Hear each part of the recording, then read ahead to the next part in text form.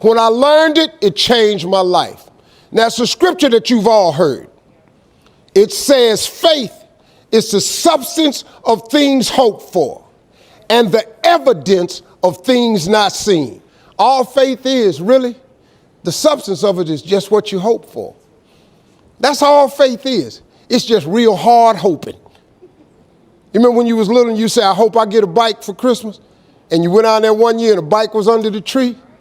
You remember when you said you hope you graduate and you mess around and got a diploma? Didn't you remember when you said you hope you get a job and you mess around and you got a job? Huh?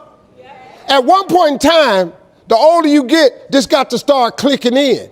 That faith is really the substance of things hoped for. That if you hope hard enough,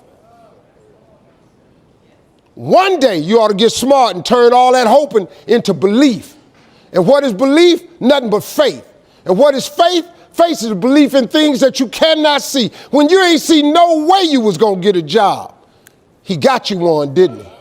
When you ain't see no way you was gonna get that bike, he got you one, didn't he? When you ain't think you was gonna graduate, you graduated, didn't you? That's because God was turning your hopes into faith. Faith is the substance of things hoped for. That's the beginning of it.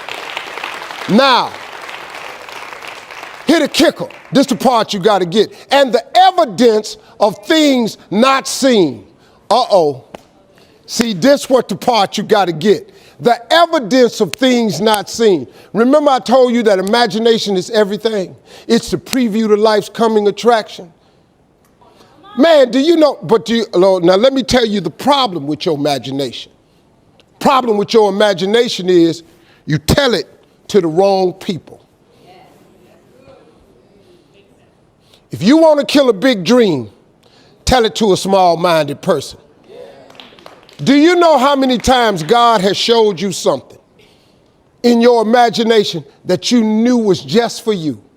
You were so excited when it came to you, you went and you shared it with your family and friends. You know what they did? They shot it down. You know why they shot it down? Because they couldn't see it. You know why they couldn't see it? Because God didn't show it to them. He showed it to you.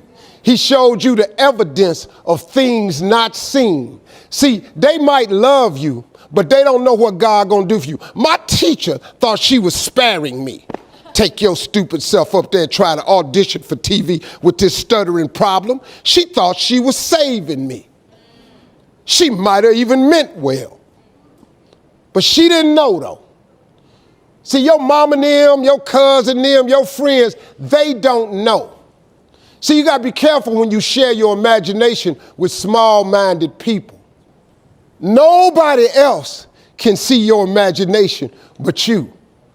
But see, it ain't just you imagining stuff.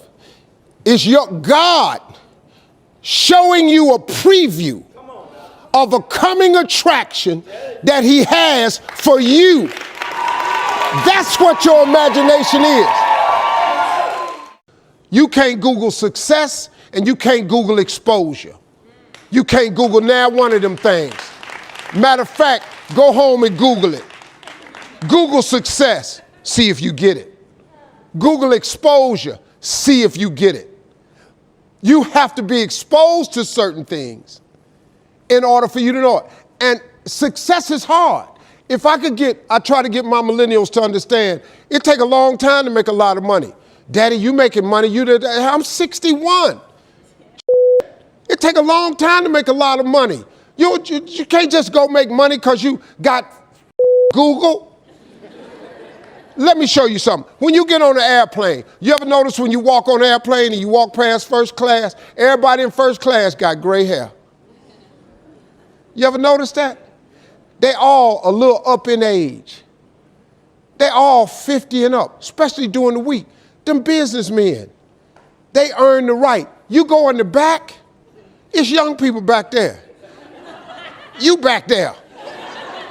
You got your iPhone out, you got your headsets on. Them grown-ass men up there got their legs crossed, they got a briefcase out. They trying to figure it out. They trying to make this paper. They in front. But you got to be exposed to get to first class. You got to be successful to get to first class. That's why they closed that curtain. See, they can't have your ass in back of that plane with that curtain open. You ain't gonna believe what's going on up there. They bringing out a hot washcloth. You can wash up. They passing out menus. Everybody get hot nuts. You get all you want to drink. You ain't got to pay for the headsets. You get to watch the movies free. You get a choice of what you want to eat. They got to close that curtain. If you was in the back and they left that curtain on, you're driving people crazy. Hey, what my nuts?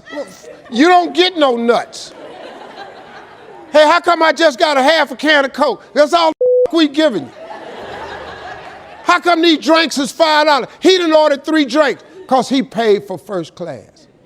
The seats is wider. Your knees can't touch the seat in front of you. It can't. The overhead space is plentiful for everybody. That's why they closed the curtain. So what you have to do, you have to expose yourself to things early in life. This is my suggestion.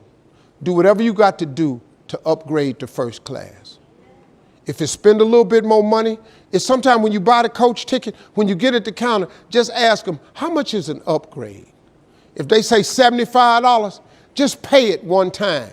What happens is, once you sit in that first class seat, you have now been exposed. The game changes now. When you see that there's actually room on each side of you in first class, when you discover that you can slouch in your seat, that your arm does not have to touch the other person's arm, that they're gonna bring you a hot towel, they're gonna give you a menu, they're gonna let you drink all you want. You ain't got to buy the headsets.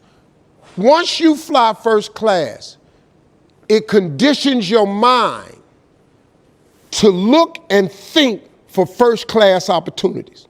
Once you fly first class, let me explain something to you. Walking past first class gonna be hard. Once you done sat up there, flew a couple hours in first class, walking past them seats will be the hardest walk you make because you've been exposed. You've got to expose yourself. Stop saying what you will never buy. Stop saying what you will never spend your money on. Now, this is how you know you're not living in your gift. If when the alarm clock goes off in the morning and you ain't happy about it, you ain't doing what you want to do. See, you fighting upstream. You're going against what God created you for. If your job makes you sick to go to, if you're unhappy with waking up to go to where you got to go, it's because you ain't living in your gift. You should, before you die, you should do what God created you to do. You really should, man. Now, that don't necessarily mean you got to quit your job. Some people are born to be teachers, caregivers, nurses, babysitters. Those are gifts, you know what I mean? If you're living in your gift, you're cool. It's just if you ain't. If you fry chicken better than everybody else, you should be somewhere frying chicken, man. Somebody say, if you do hair better than everybody else, you should be somewhere doing somebody's hair. Those are gifts. Telling jokes was a gift. They're just not just running, jumping. If you paint, you should be painting. If babysitting is what you really do, you should be babysitting. You're doing anything. If you fix cars, you work with your hands. You're supposed to be working with your hands. You do anything else, when that alarm clock go off in the morning, you ain't gonna like it. Now, if you waking up and you going down there, they ain't paying you what you want, you hate your coworkers, you're down there, your boss has no business being your damn boss. See, that's what messed me up. I never had a boss that I thought should have been in charge of me. That's what was wrong with my ignorant ass.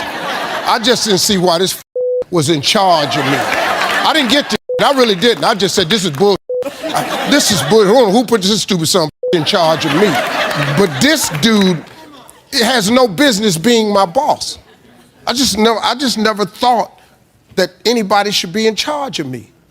I always saw myself